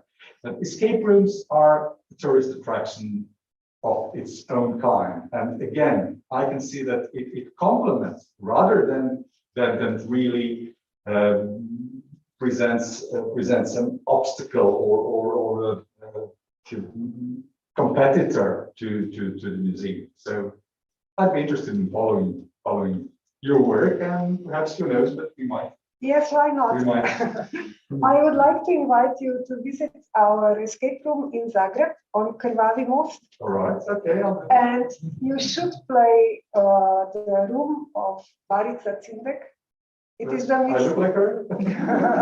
I remind you, but no, but it's also totally immersed with history. You know, Barica Cindek was a witch, and she was the only one who escaped, and she was not killed by being accused as a witch. And how did she manage to do that? You will learn in our game. all right. And it's my favorite game. Okay. It's in Zagreb. They made a lot of it. Good. Well, let me then tell you that my 3 sons have escaped your room in second shift. Awesome. Great. Thank you very much. Yeah, let's exchange the contacts afterwards. Thank you. Okay, we have a question in chat. What are the approximate prices of individual products? Oh, that depends, really. And I can, it's kind of a little bit of the secret, but it can be, from 20,000 euros to 100. Depends on technology. We can integrate a lot of technology. Maybe the time machines, they cost a lot. Well, maybe a question for me. I would totally agree with Sanin on this one, because I think museums have a lot of potential, a lot of materials, and combining that with your creative sector, I think the success is almost inevitable. Yeah, so, and this is one thing, and then there was one sentence that you said in a lecture that brought a smile to my face, and when you said, when you came to a medieval castle in Slovenia, and you said, I found some people that actually cared about cultural heritage. Yes. And I could really relate to that. Because when you find those people, when you have an idea and you want to do something, you hang on to them to make something work. But my question is the evaluation of your products. So it's not difficult to see when those smiles on people's faces when they finish the game. So it's not difficult to say if they're satisfied or not. Yeah. But did you make any other assessments or evaluations of your games on internet or by any other tools to make statistics, let's say?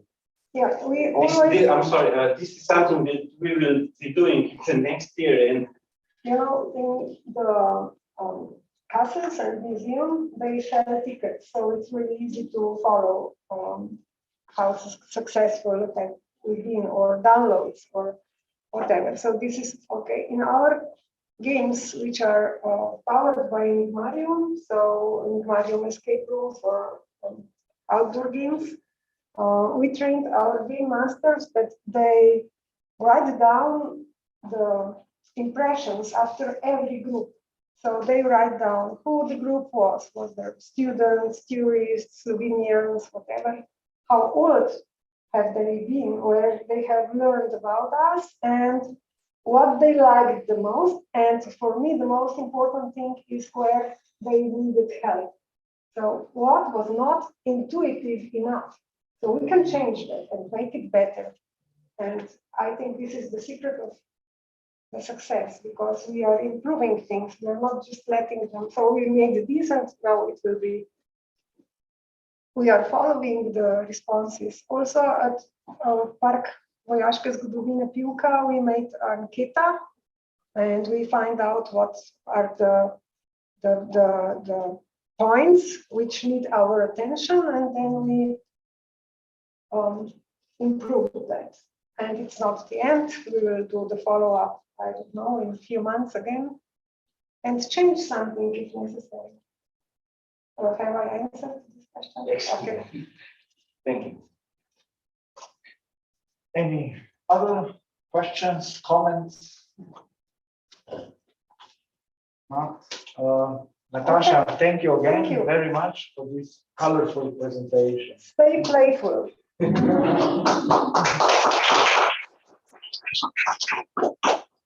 Okay, we are moving on. Please, Nate Doliner will speak to us now. Nate is an archaeologist, our colleague, member of the Danube Archaeological eLandscapes project team from the Institute for the Protection of Cultural Heritage here in Slovenia. He's going to present the strategy on digitization of archaeological heritage for sustainable tourism, developed in the framework of our project. Please, next. Thank you.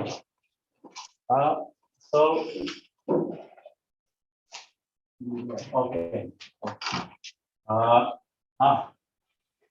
So I'll present the strategies we developed in the course of the project, the Danube's Archaeological eLandscapes so far.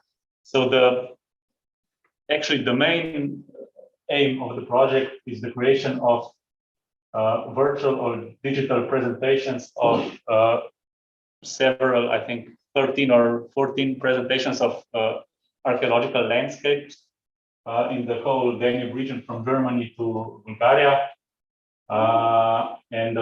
In preparation of this, we've developed the strategies, and we are working on the standards for such presentations, which will be completed until the end of the project. So as you can see, the strategies focus on the approaches, digital approaches to the promotion of archaeological landscapes in the Danube region. So it concerns the basis of the presented material is archaeological heritage, primarily archaeological landscapes. And the idea is to connect the science, the excavations, the history of research, to integrate it into digital presentations, the visual presentations, which can be then presented to the public, and later integrated into the touristic offer of the area. So it's really a holistic approach to popularize and to make the archaeological heritage attractive, to promote it and to integrate it into the tourism, so to be more sustainable. So I should mention the strategies will be presented in more detail tomorrow. It will be in Slovenian, but for today's presentation, I will mostly focus on some most important aspects that we think the mostly people of the creative industries should take into considerations when preparing content with archaeological heritage or cultural heritage in general.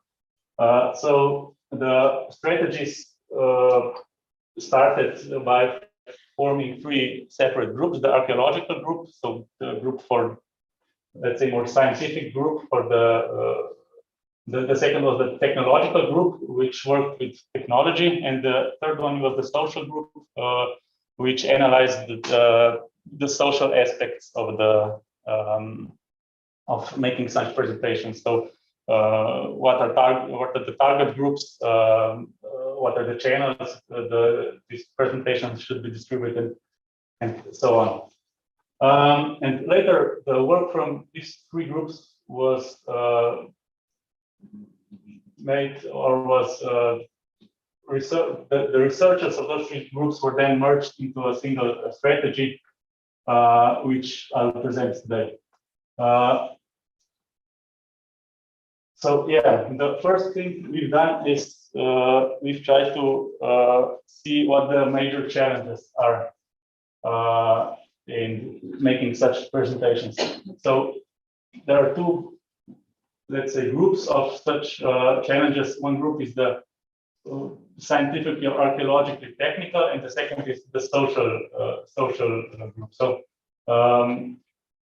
we've recognized that there's really no digital experts or very little input of digital experts into making visualizations so far. The documentation for such visualizations could be better.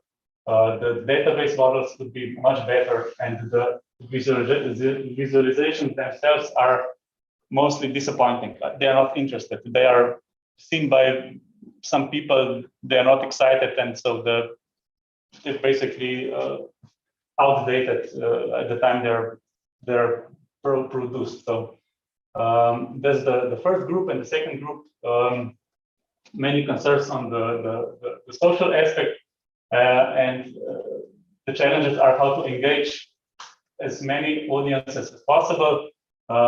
There is no lack of digital strategies, not just for making such visualizations, but also for promoting them.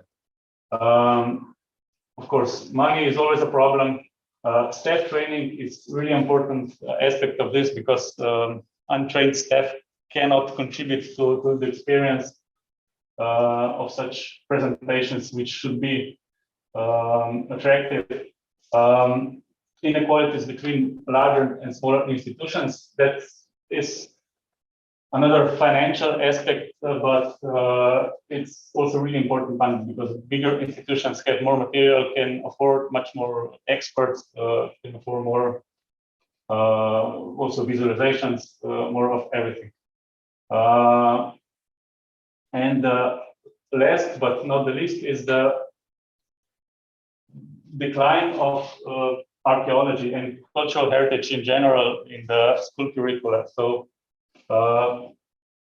every educational plan that the governments, because this is analyzed with actually the schools from all the project partners from Germany, Austria, Hungary, Slovenia, Croatia, Bulgaria, Romania, and have I forgotten someone? Austria, okay.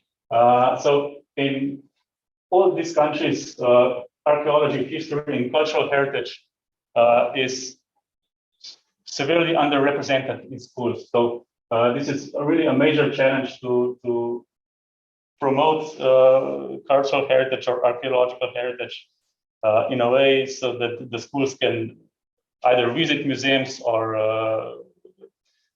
produce some online content that they could reach. So these are the challenges, and we try to answer these challenges with recommendations.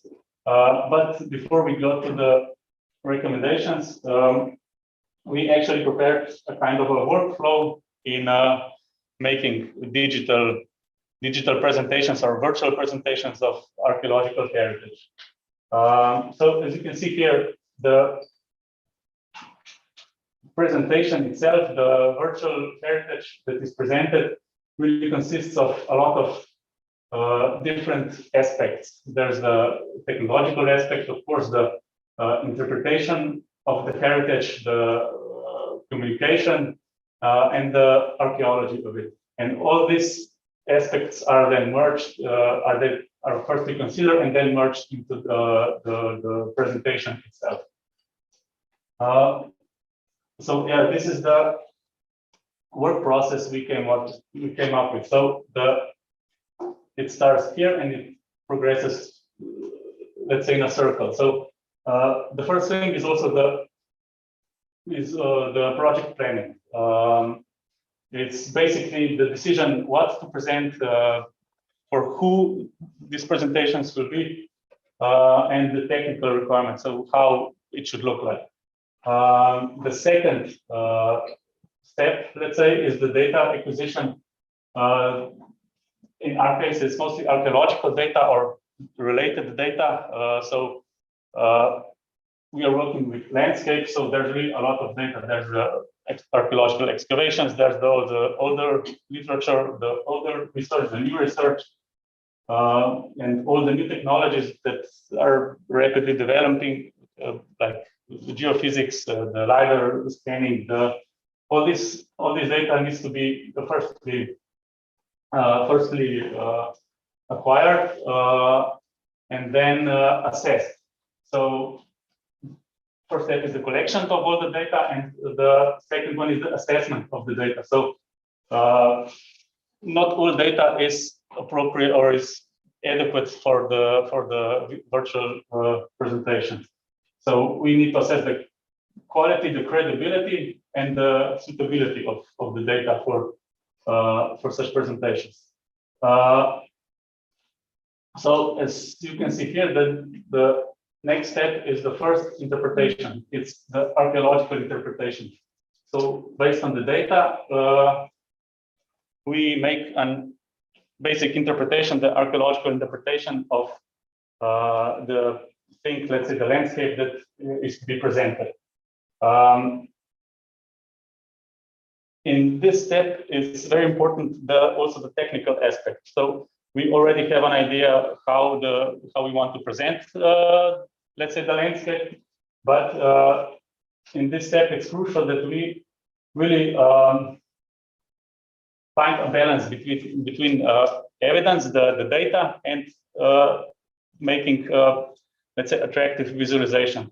And from our standpoint, it's very important that the audience that uses or that looks at the digital visualizations has an idea what is made up and what is based on real facts. So as you can see here, this is a reconstruction of a long house from the Neolithic period, and this bottom in the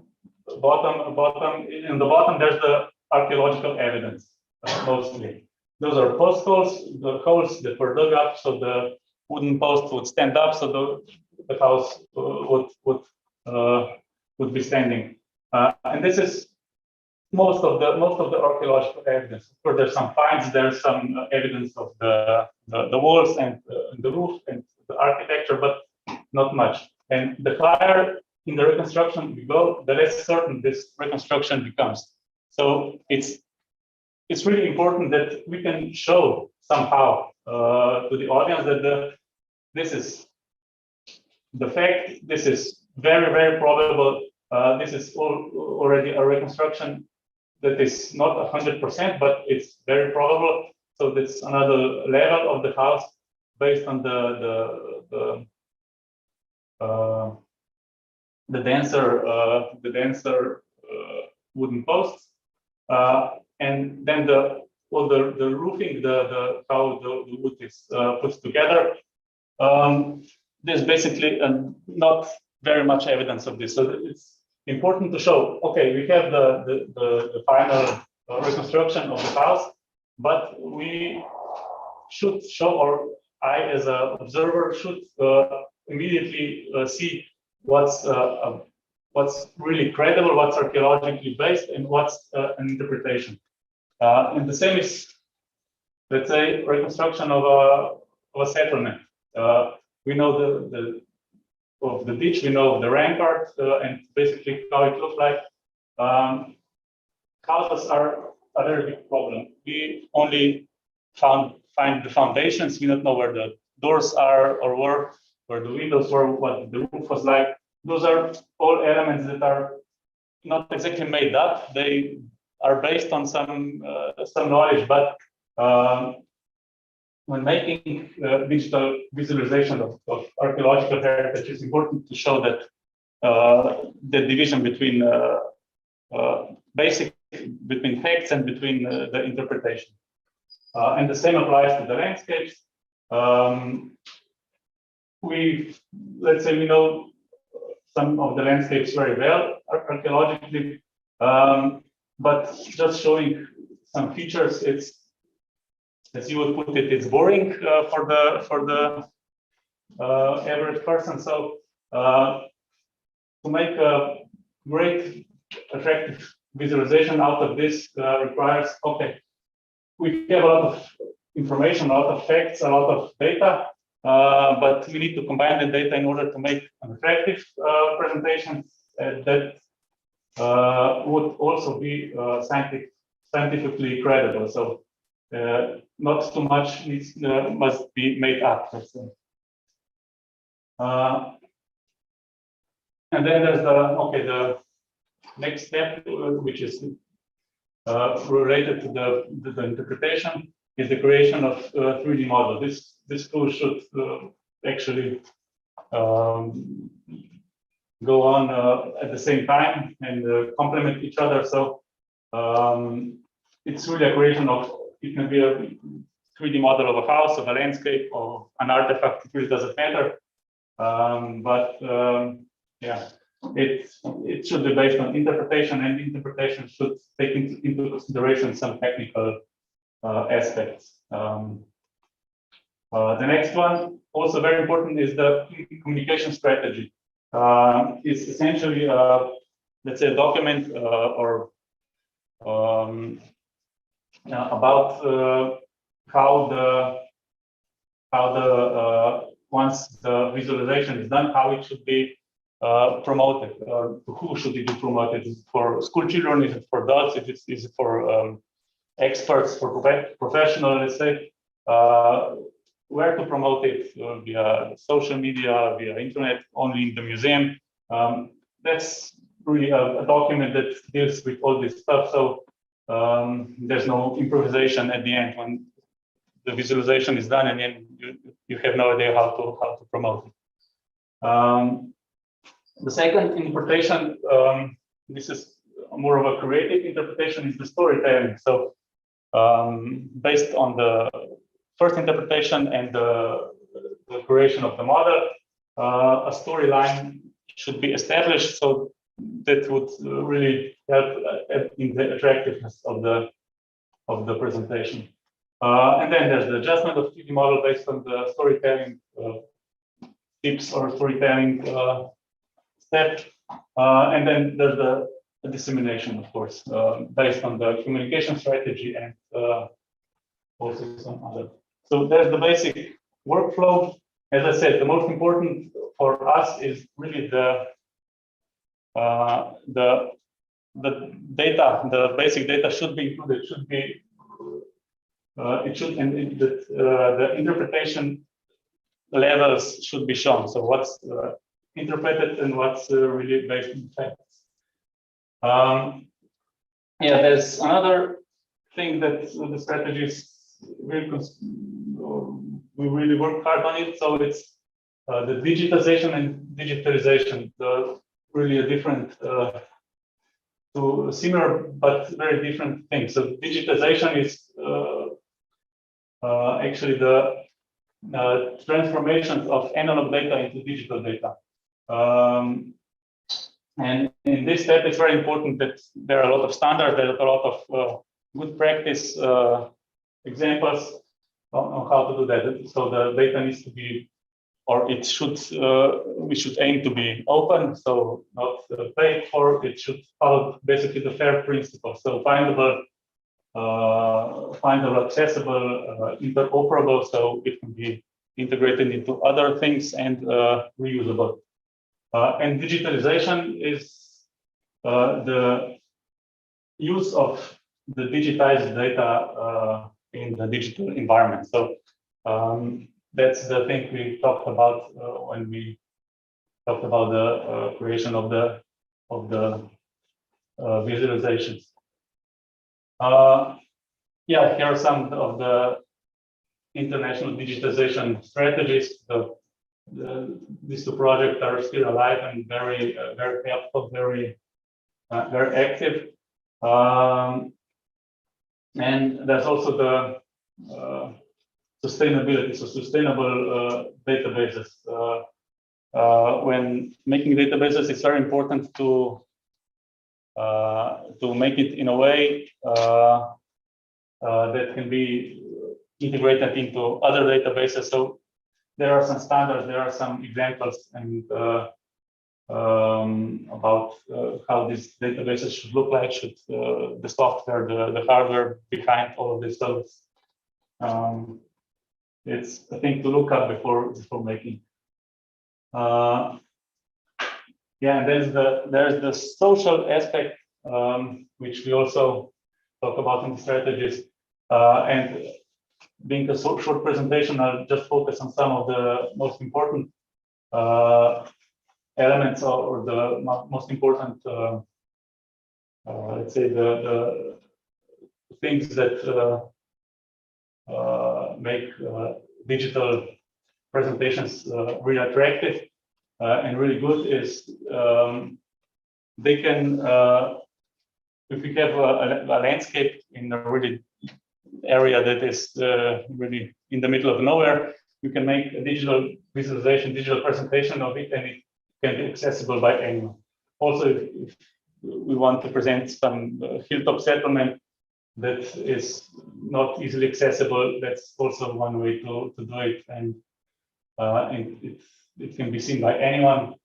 The digital strategies should attractively present the research, so, and they obviously they are more attractive than museums, but actually, as I said, it's important that the data is presented well. So it can be presented in a museum, in field, online. It has really an unlimited range of possibilities. Social media, of course, is a very important channel for not only showing the presentation, but also promoting or inviting people to see them. So yeah, the reach that social media has is very big, so should be utilized. Yeah, the last is I talked about recommendations. So these are basically the recommendations structured for Slovenia based on Slovenian legislation and Slovenian strategies.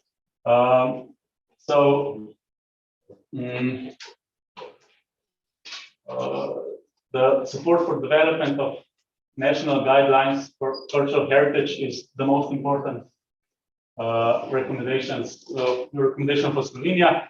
The second one is multidisciplinarity approach when integrating archaeological, technical, and social aspects.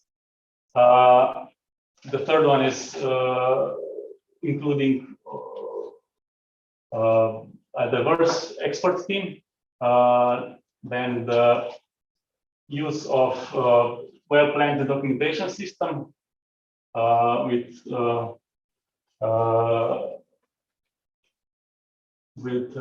established standards in formal languages, and there's the use of digital technologies in museums that should be fostered.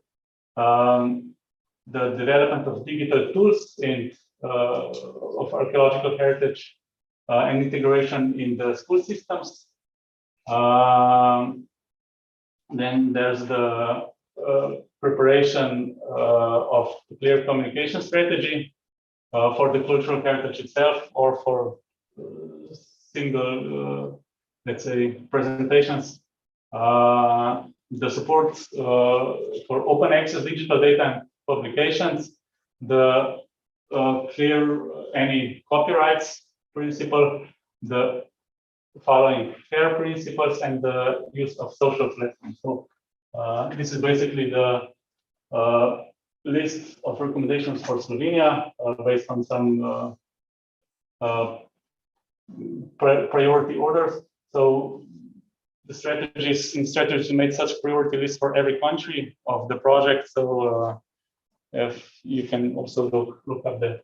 So the strategy is actually, it's not really printed out yet. It's just finished. It was finished a month ago, let's say.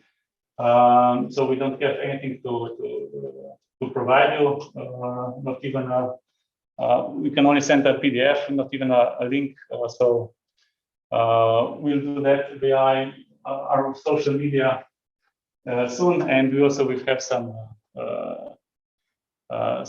printed examples prepared. So if anyone will be interested, and we plan to, in the near future, translate it also to Slovene. It's currently only in English, and hopefully by our industry forums in March, we should have one, the Slovenian version. So yeah, thank you.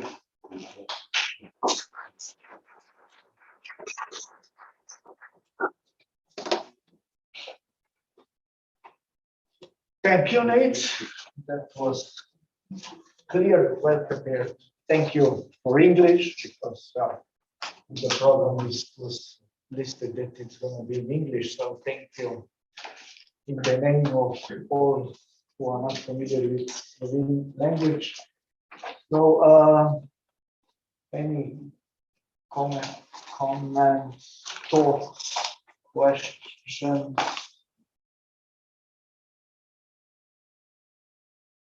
We are right in time. I think it's 12 o'clock. So yeah. I'm sorry. Just not to leave Nate's and his effort without any feedback. Let me just very briefly mention at the end that great work is invested in it. Of course, I followed member of the project. And your last words actually was, okay, at this moment, maybe you can't do more than send a PDF or so. But actually, another stage of work just begins, and it's promoting the strategy.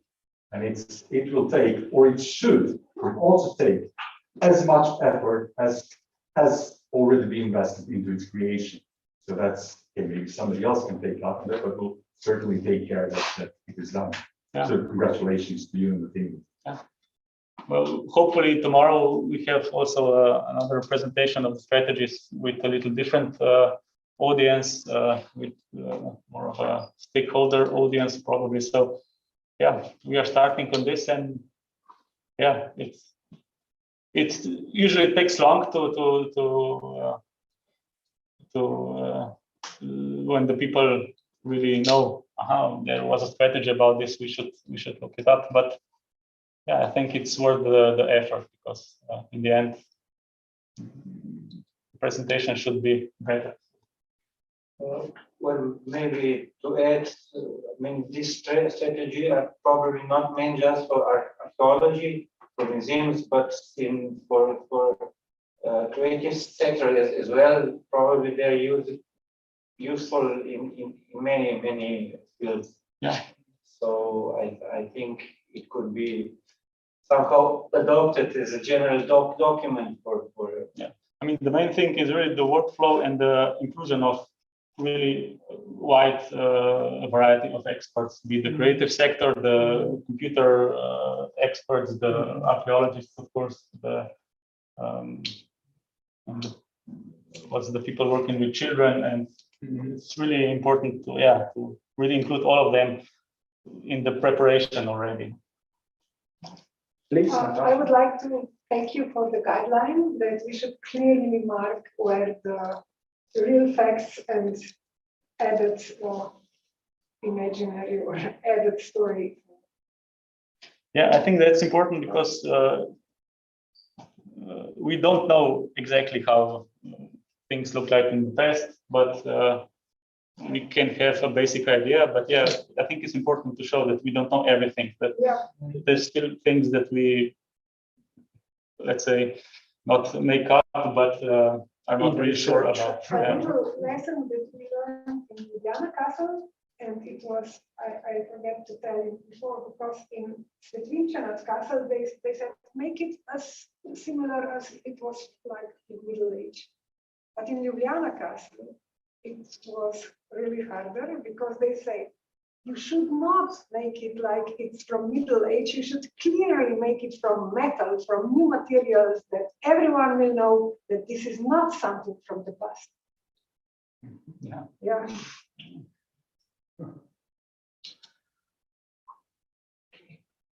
Okay. Yeah, thank you. Okay, thanks, mate.